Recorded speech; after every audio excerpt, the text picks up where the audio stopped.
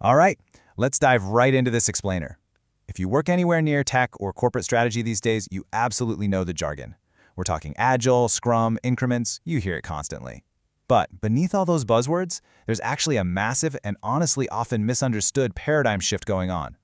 We're moving away from this traditional, rigid way of delivering projects and stepping into the highly dynamic world of continuous product management.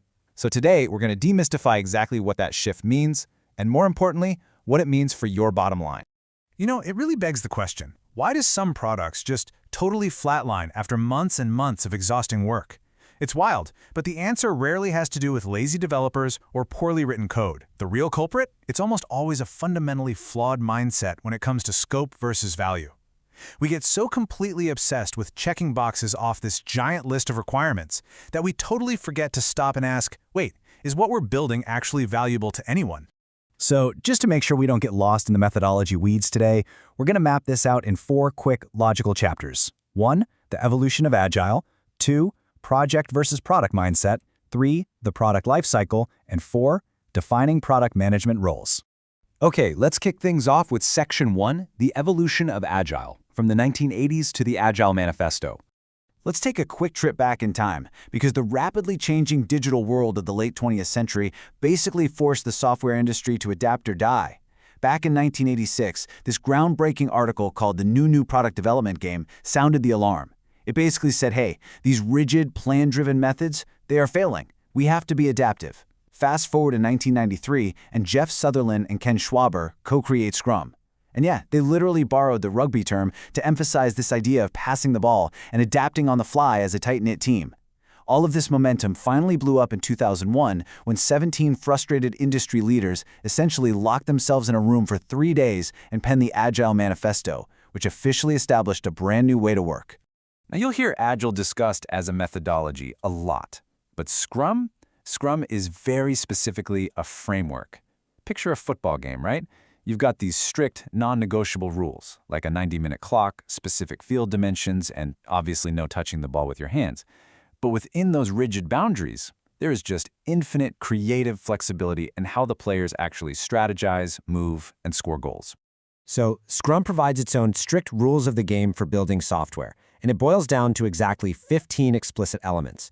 We're talking 3 distinct roles, 3 artifacts for keeping things transparent, 5 specific events to inspect and adapt your progress, 3 commitments to keep everyone focused, and 1 ongoing activity. These 15 elements, they're the boundaries of your field. Your team provides all the flexible, creative magic inside of them. Moving right along to Section 2, project versus product mindset, shifting from fixed scope to continuous value. This is really the core conflict we see in modern business, a massive clash of mindsets. Look at a traditional project. It's a temporary endeavor. It's got a start date, an end date, a fixed budget, and a totally locked scope.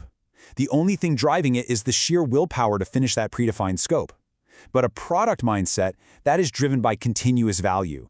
Value for the user and revenue for the creator. The scope isn't fixed at all. It's completely variable. Why? Because the ultimate goal isn't just checking off a to-do list. It's about actually solving a real-world problem. Let's ground this in a real scenario. Imagine it's 3 decades ago, and Microsoft is planning to build this brand new tool called Microsoft Word. Using a strict project mindset, they'd go to a vendor and lock in this totally blind contract. Deliver exactly 190 predefined features in exactly 10 months for $500,000. Now think about that. Betting $500,000 without validating a single feature with an actual user? That sounds absolutely wild today for sure. And that exact setup is what we call the waterfall trap. It's honestly like watching a train wreck in slow motion. Once development starts, the technical realities hit hard. All those unforeseen challenges pop up, and suddenly those 190 features balloon to 250. But remember, time and budget are fixed, so the timeline inevitably snaps. The team gets pushed into doing brutal 14-hour days, mental exhaustion sets in, the code quality completely tanks, and hacky workarounds become the norm just to finish the scope. And after all that, you deliver a flawed product 10 months late, the market has probably already moved on, and you're staring down the barrel of total failure. But let's flip that script. In stark contrast, an agile, value-driven product mindset totally changes the equation. You still fix the time and budget, absolutely, but you leave the scope variable. Instead of just guessing at 190 features in a vacuum, you go talk to your customers. You find out their biggest, most agonizing pain point is retyping physical documents. So you build a tiny subset of features. Actually, scratch that. You just build the absolute basics, like typing and saving, and you release it in just 1 month. Boom. The customer gets immediate relief, the business gets immediate revenue, and best of all, you get real-world actionable feedback to figure out your exact next move.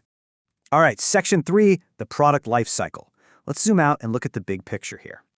Every successful product out there, and I mean literally anything, from the very first Steam engine to whatever new AI app you just downloaded, goes through these 5 distinct phases of time and value. It always kicks off in discovery, with deep research and exploration. Then comes the launch, getting it out into the wild market. Next is growth, where those early investments finally start scaling into real, accelerating revenue. Eventually, it levels out into a mature, kind of autopilot phase before inevitably hitting decline, where it's finally retired from the market. Now, to actually survive those 5 phases without crashing and burning, all of your product management activities need to be cleanly compartmentalized into these 4 vital quadrants. First, you've got research, which keeps you anchored to reality, the market, and the customer. Then strategy, for mapping out your long-term vision. Development, which is the actual internal execution and coding. And finally, operations, which handles the scaling, support, and keeping those customers happy. If you neglect even one of these quadrants, the whole shebang stalls out. And that brings us to our final chapter, Section 4, Defining Product Management Roles. Let's clear up some major industry confusion. Back in a traditional waterfall environment, the battle lines were drawn very, very clearly. The project manager was strictly an internal execution role. They lived entirely in that development quadrant, totally obsessed with tracking timelines and managing resources. The product manager, on the other hand, was the market-facing strategist. They were accountable for the other 3 quadrants: research, strategy, and operations. Simply put, the project manager owned the how and when, while the product manager dictated the what and why. But then, Scrum enters the chat, and things get totally shaken up. When a company adopts Scrum to handle that development quadrant, the traditional project manager role literally vanishes. Now, those management duties don't just magically disappear. They're essentially chopped up and split across 3 distinct new roles. The product owner steps up to handle the business requirements, the Scrum Master focuses on enabling the people and optimizing the process, and the developers hold sole, absolute accountability for the actual coding and delivery. And here is the crazy ironic twist about how the modern tech industry actually handles these titles today. In your standard corporate setup right now, you'll usually see a product manager handling the high-level external strategy, and they pass instructions down to a product owner who grinds it out internally with the Scrum team. But if you actually read the official Pure Scrum Guide, the title Product Manager doesn't even exist.